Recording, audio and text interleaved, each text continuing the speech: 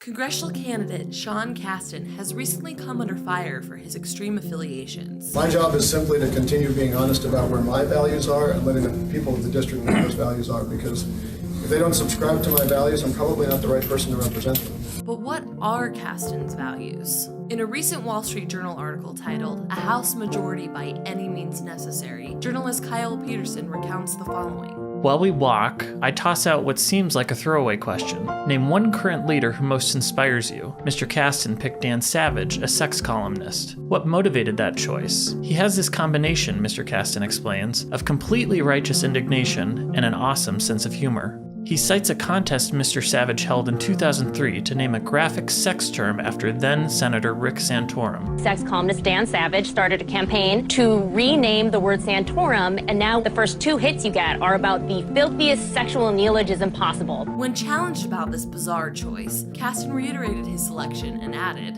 But listen, the person I embraced, and I will stand to this day, is Dan Savage. Let's examine the righteous indignation and sense of humor of Mr. Savage that Casten finds inspiring. Savage is famous for advocating violence against political rivals. Carl Romanelli should be dragged behind a pickup truck until there's nothing left but the rope. And even said, You Republicans are like Arafat.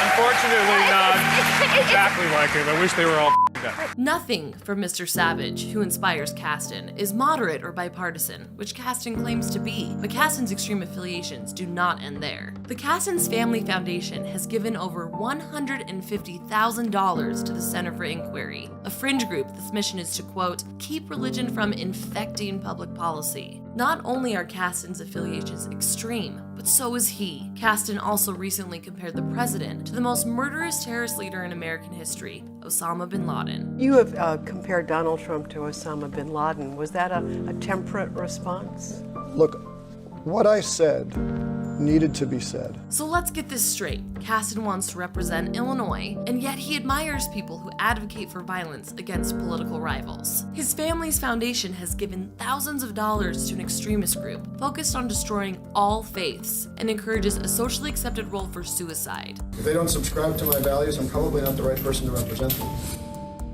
We could not agree more.